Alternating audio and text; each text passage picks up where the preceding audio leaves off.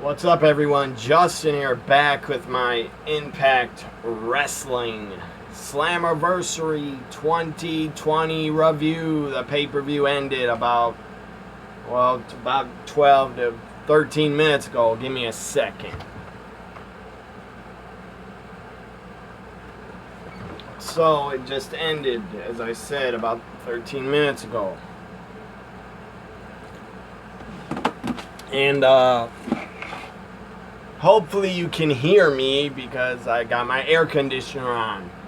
I need some goddamn air, or else I will fucking sweat like crazy because it's like 90 degrees in here without it. Today was really fucking really humid out. Like, just insane. Humidity. Felt like a goddamn jungle. So up first, sadly I missed like the first hour of Slammiversary. I could not be home to catch it, but I did order it on pay-per-view, and I got to watch it on Fight TV. So anyways, so I will go back and watch the first hour, but I'm not going to do that right now. Up first, we had Josh Matthews. There's an opening video package, highlights of the show, and the feuds and the matches to come. And Josh Matthews welcomed us to Slammiversary. I'm not a fan of Josh Matthews. He blocks me on Twitter, but I don't hate the guy. I just dislike him, but I ignore his commentary. I don't hate him so much where I would not watch Impact. He's just annoying as hell, but I don't hate the guy. I don't even know why he blocked me. I think I tweeted he sucked or something, or I wasn't a fan of him.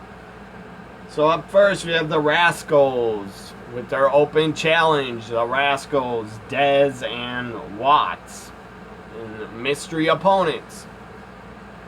And their mystery opponents were the Motor City Machine Guns. That is fucking awesome. Motor City Machine Guns are back.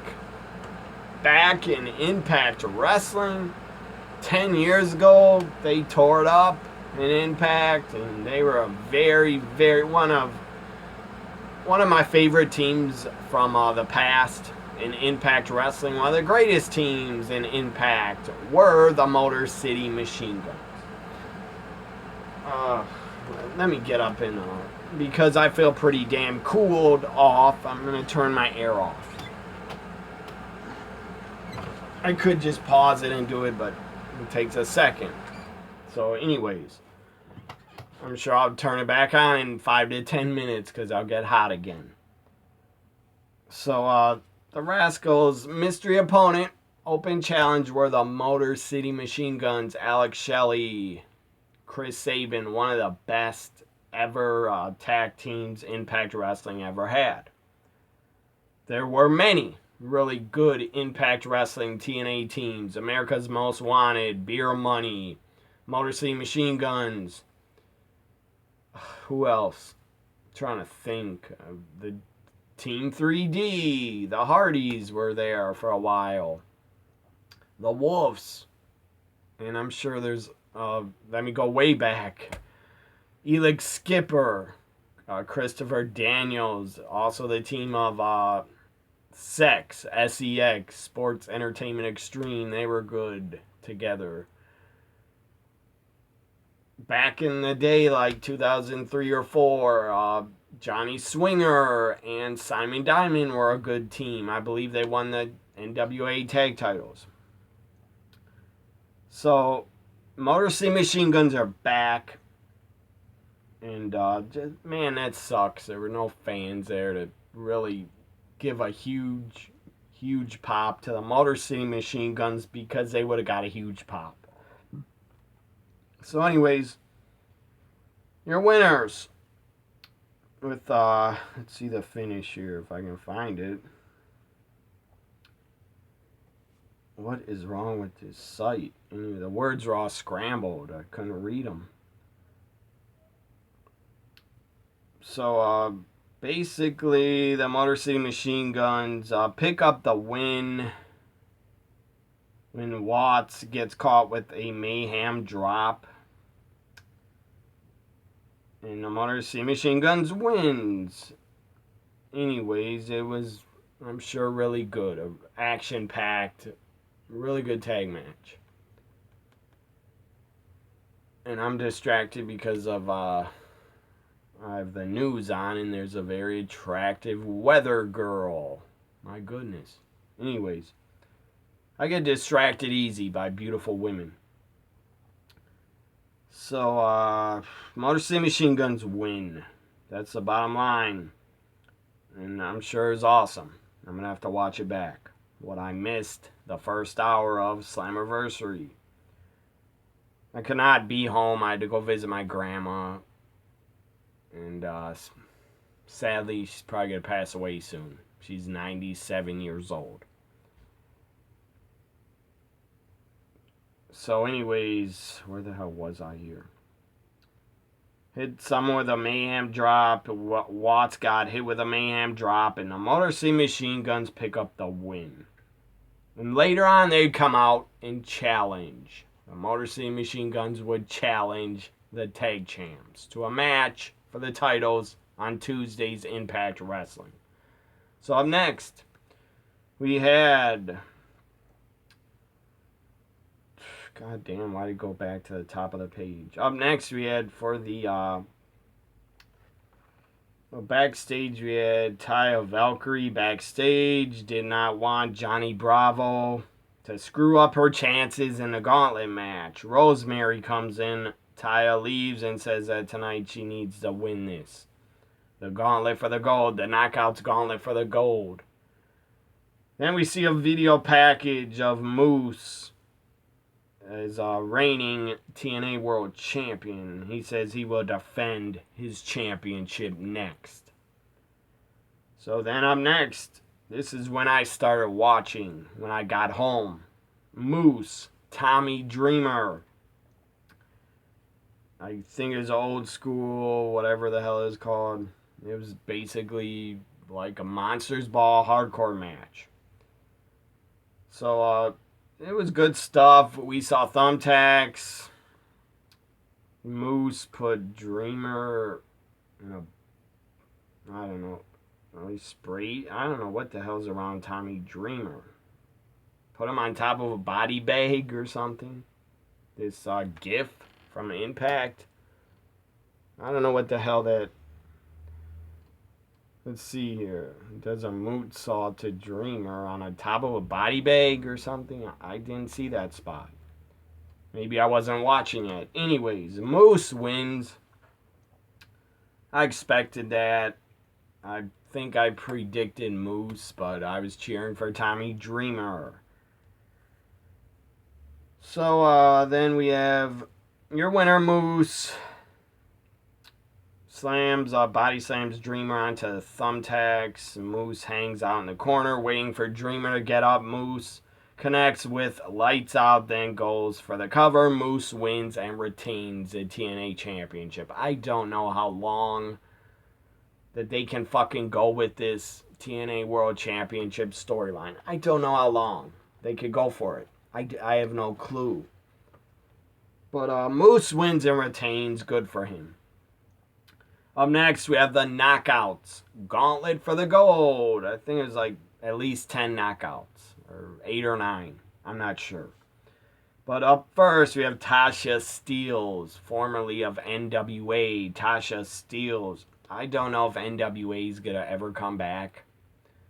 I don't have a clue. I would hope they would, because Nick Aldis is a great world champion for NWA, but I don't know if they're ever going to come back.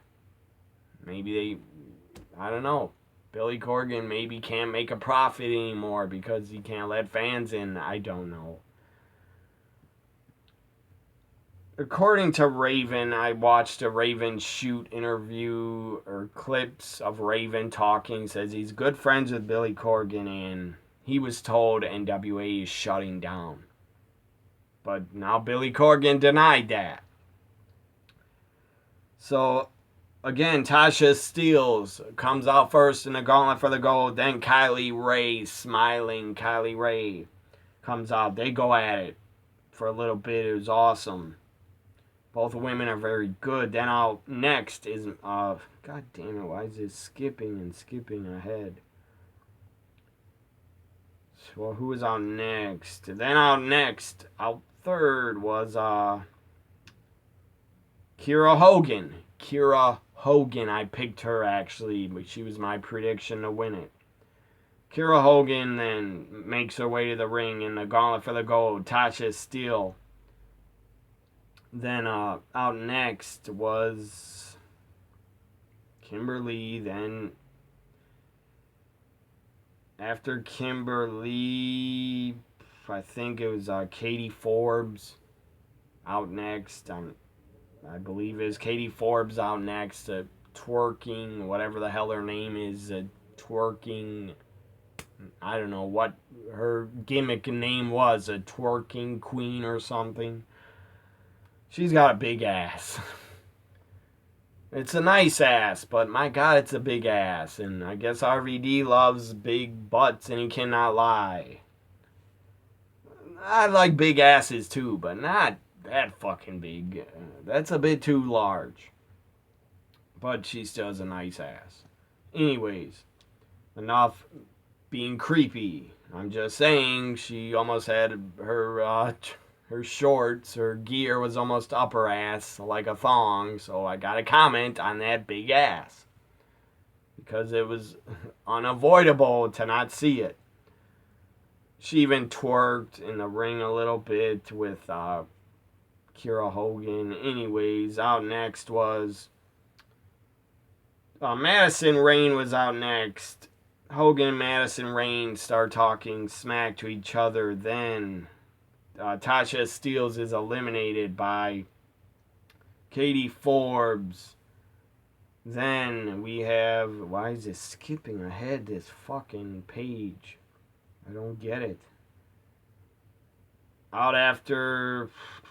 then after Madison Rayne, Havoc comes out. After Havoc, we have a Tara Valkyrie, not even close, look-alike. A fucking guy in drag. It was Johnny Bravo in drag, dressed as a fucking ugly-ass man in drag as Tara Valkyrie. That was stupid, but I guess it was a comedy spot. I didn't like it, really. I thought it was dumb. It was pointless to do. Just stop. Any wrestling company, stop. Do not dress men up as women ever again. It's stupid. It's not funny at all. It's not like 1998 anymore. That's not funny. And I don't see anything funny about drag queens or guys dressing in women's clothing. I don't see that as funny. It's okay. Nothing's wrong with it if you're a real drag queen, but just don't do it if you're not. So after Havoc, we had, again, Johnny Bravo. He got tossed out quick. Then we have Taya Valkyrie and Havoc. God damn, it closed again. I'm gonna, let's see here. Should I don't know. I was thinking about moving my seating so this web page wouldn't keep going up and down. I'm trying to look at every damn result. So the bottom line is, after Havoc, we had Johnny Bravo was eliminated by Havoc, and then Madison Rayne and Alicia Edwards got eliminated. Alicia Edwards was in the Gauntlet. Kimberly was eliminated. Then Rosemary comes out. Nevaeh comes out. And then Rosemary gets eliminated by Taya Valkyrie when she was hanging upside down on the ropes, basically. And then it was down to Taya Valkyrie, I believe. It was down to Taya Valkyrie and Kylie Rae, I think. Anyways, Kylie Rae wins. Smiling Kylie Rae wins. Good for her. That's awesome. I don't have a problem with it. I'm a fan of hers. She's a very good wrestler. Very good worker is Kylie Rae. Also is Taya, and I'm a fan of Rosemary. I also got to mention Susie was in this Gauntlet for the Gold. Susie. Also, Su Yung. I guess her gimmick now is she has different characters and personalities. That's pretty awesome. And Susie's pretty goddamn attractive. Su Yung, under that makeup, was an attractive woman, and she is attractive as Susie. And I guess she's attractive as Su Yung if you like dead-looking brides and zombies. So, up next, again, your winner of the Knockouts Gauntlet for the Gold, Kylie Ray. Up next for the X Division Championship, Willie Mack defending against Chris Bay. Really good match. Really hard-hitting, fast-paced, action-packed. And Willie Mack actually loses. Chris Bay is very good. I've never actually seen him wrestle like more than 1 or 2 matches before. Chris Bay impressed me, and Chris Bay wins, is your new X Division champion. It was a really good match for the X Division title. Chris Bay, you're and new. Up next, we had this show. When I start watching, it was already like close to 2 hours in, or 1 hour in, so the show went very quick. They did have a little bit of like audio problems, issues. So after the women's gauntlet, I believe Heath Slater came out. Who was Susie eliminated by? I don't know. It's not telling me. Susie was eliminated when she was hanging off the apron. Rosemary eliminated Susie with the spear to Susie. So after the women's gauntlet, again, Chris Bay, your new knockout, Chris Bay, your new X Division champion. So up next, we had the tag team titles, the North, really long reigning Impact tag team champions. The North defended against Ken Shamrock and Sami Callihan. That is a weird wild card team, if I ever heard of one. I love Ken Shamrock.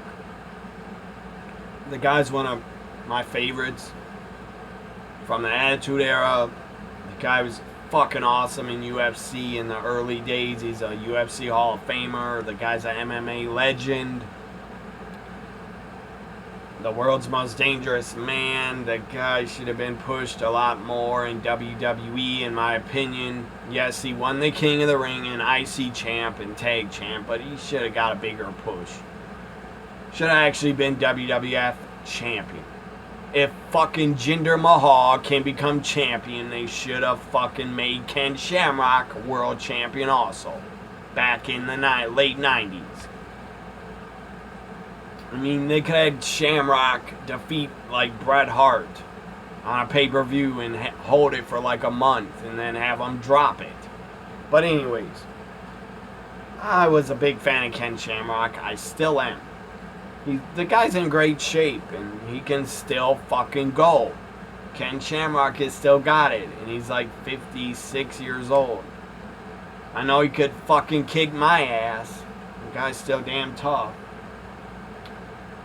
So the North against Sami Callihan and Ken Shamrock, it was pretty good. I didn't care to see Sami in the match, but he was in it.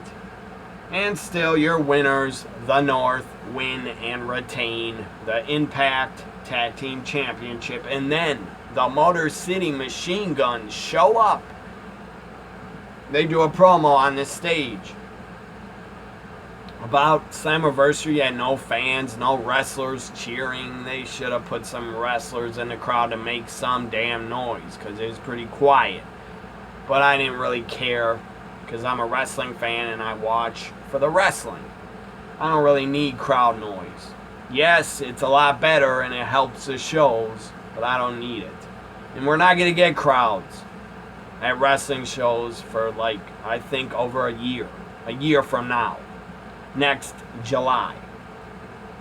I still say 2020, 2024, I still say. That's when we'll get big crowds back at, like, WrestleManias. Because who the hell would want to go to WrestleMania wearing a mask? I don't think I would, but maybe I would. So, again, the Motor City Machine Guns come out on this stage and challenge the North.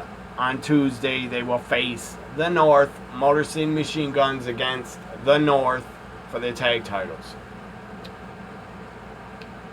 So then, backstage, we have the interviewer, Gianna, or whatever her name is, Gianna Miller, said she believes she found the Good Brothers locker room. As she knocks on the door, Rich Swann answers and says that he's eyeing to go after the X Division Championship.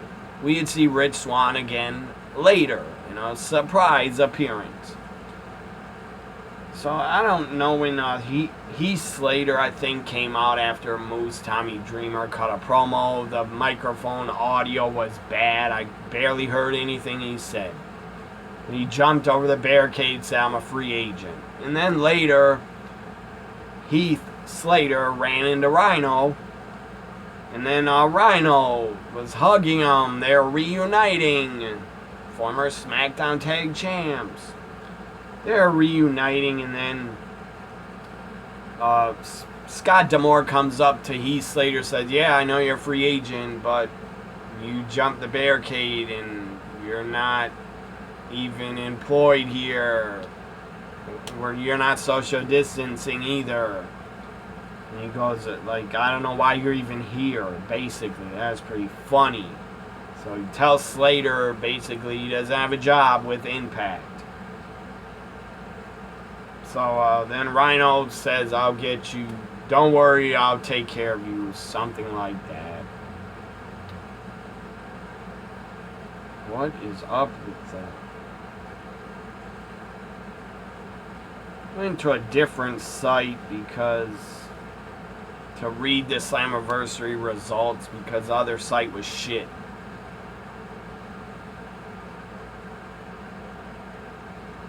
So then, let's see, where was I? So Slater showed up, cut a promo. I don't know what the hell he said, because the audio was, like, cut out. His microphone was not working really good. So then, up next, match number 5 for the Impact Knockouts Championship. This was fucking good. This was great. This was a great Knockouts title match, one of the best I've seen in years, since, like, Gail Kim, Tessa Blanchard. I think that was at, like, 1 or 2 years ago at a Slammiversary or a Bound for Glory, was Tessa, Gail Kim, or maybe it was at a different pay-per-view. It was really good. So this match was great. Deonna Purrazzo, as I said, it was great. Deonna Purrazzo was working over Jordynne Grace's arm, the champion's arm, a lot, working over her wrist, kept grabbing her wrist. She's a submission expert. Great submission wrestler is Deonna Purrazzo. She was underrated, underused, underutilized in WWE big time, because she's fucking great in the ring. So Deonna Purrazzo, Jordynne Grace tore it down. They fucking went balls to the wall. It was awesome. So here's the finish. Jordynne Grace hits a series of knees and cannonballs in the corner to Deonna. Tries to pin her, but Deonna hangs on. Grace hammers away on Deonna with elbows. Jackknife pin attempt. Deonna locks in a very impressive double. A double Fujiwara armbar. Double armbar behind the back of Jordynne. And Jordynne submits and says, "I quit," and taps out. So double armbar submission. Your new Knockouts champion. She is damn good. I'm going to give her a round of applause. And new Knockouts champion, Deonna Purrazzo. It was really good. Her and Jordan Grace had great chemistry. Now the main event for the Impact World Championship vacated Impact World title. Tessa Blanchard was not going to show up to defend it. She wanted a lot of money, I guess, and they couldn't come to a deal. Her contract was ending before Slammiversary. Don't blame Tessa. She didn't screw Impact. She didn't want to work without a contract, I guess, and didn't want to show up to drop the title. Did not want to show up at all. Was stuck in Mexico. She's probably still there. I don't think they're letting anybody, I don't know if they're letting any Americans leave Mexico to come back. I don't know. There might be travel bans. I don't even know where Slammiversary was held. In Nashville or Canada, I bet. I don't know where. So maybe it's held in America, in some little building. I don't know. Maybe it's held at Sam's Town Casino Hall.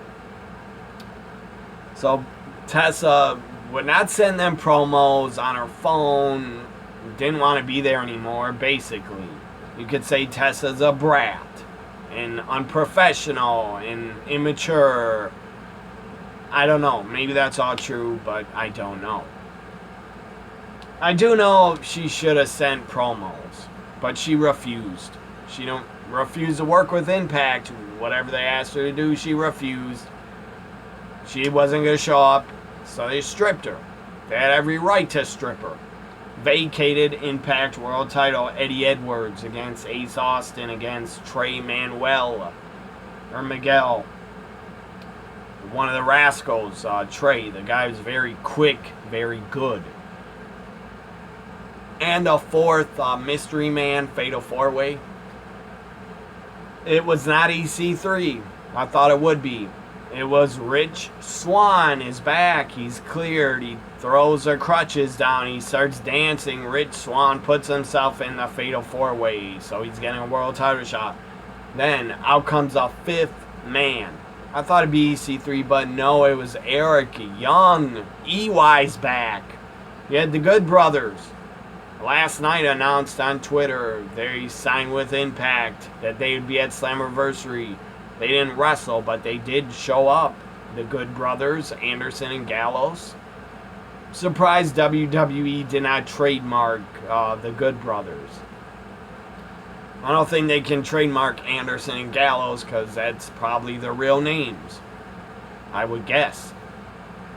But they are calling them the Good Brothers, so that's good. That's good, no pun intended. So EY, Eric Young takes off a cool mask and he's in it. Fatal five-way for the world title. EY, Trey, Ace Austin, Eddie Edwards, Rich Swann, and it was really good. It was really good, really action-packed, fast-paced. Eddie Edwards, Ace Austin went through the table off the second rope to the floor. EY eliminated Trey with a pile driver. And then EY's eliminated by Eric Young. Or, no. What am I saying? EY is eliminated by Eric Young. They're the same fucking person. Where the hell's my head at? EY's playing with Rich.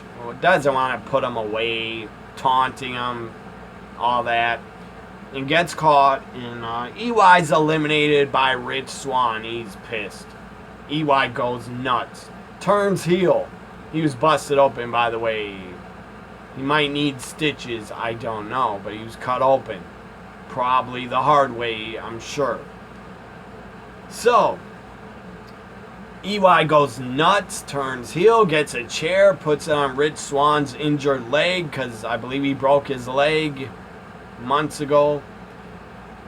And EY stomps on the chair on his leg and knee, and then cracks the chair against his knee by the ring post. EY goes nuts, but he's eliminated. Then Rich Swann's eliminated. It's down to Eddie Edwards, Ace Austin for the Impact vacated world title, and it was really good. Both of these guys are really damn good. I was cheering for Eddie Edwards. I think I predicted Eddie Edwards to win. I can't remember, but watch my Slammiversary 2020 predictions I did. I think I said Eddie Edwards. And then, anyways, Eddie Edwards wins. Fucking awesome. And new Impact World Champion Eddie Edwards. You deserve it. Great wrestler. Great worker. Super nice guy to fans in person and to fans on social media. I've talked to Eddie Edwards in the past on Twitter. The guy's super nice. So I'm a big fan of Eddie Edwards. Always have been. I'm glad he's Impact World Champion again. Ace Austin's very young. The guy's a bright future. Madman Fulton was there. He got thrown out from ringside. A fucking monster giant of a man. Madman Fulton came back, attacked Eddie after the match, and then out come the Good Brothers, Anderson and Gallows, the Good Brothers, formerly of the Club in WWE. And I don't blame WWE for releasing them because they were making so much money, like $600,000 or more a year. Plus, WWE didn't really need them.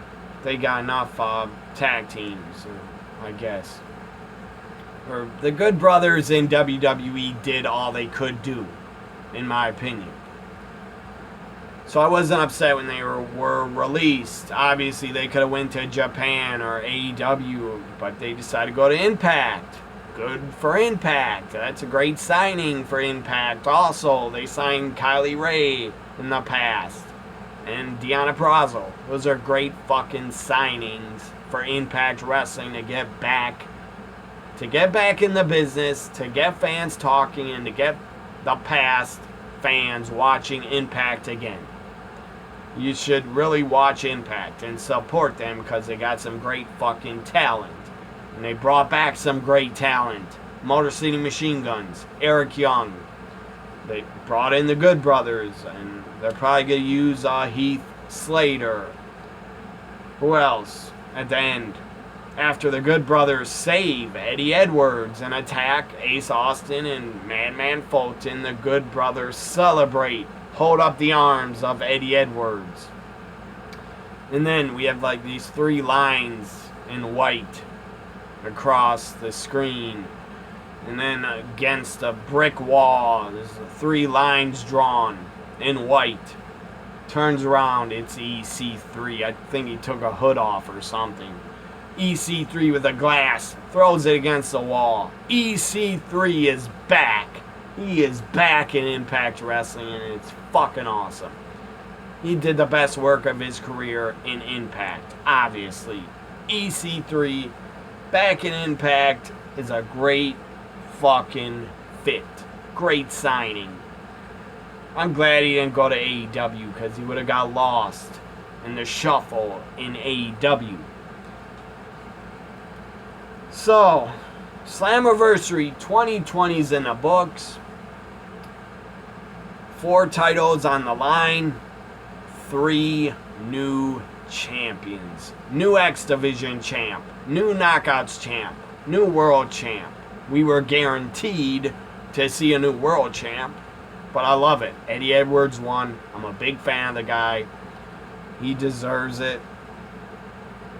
After he got his eyeball bashed in by that fucking Sami Callihan, Eddie Edwards really deserves a job for life from Impact after what he had to deal with from stupid Sami. Actually, Sami Callihan, you should have to pay Eddie Edwards fucking salary and paycheck for what you did to him. If I was Eddie, I would not want to forgive Sami Callihan. I don't think I could forgive the guy for what he did to me. I know it's an accident, but it should have never fucking even happened. Sami should have never attempted to do that with the baseball bat. Too dangerous. You're not a fucking... Eddie was not a stuntman, you stupid idiot, Sami. So, good Slammiversary 2020. Last year, we saw Tessa against Sammy. That was a fucking good match, too. Anyways, my final grade for Slammiversary 2020, I give it a grade of a B+. I really enjoyed it. So like, comment, share, and subscribe. Follow me on Twitter at WWENXT guy. Also, if you can, I'm in the description. Leave me a tip at my PayPal. Bye for now.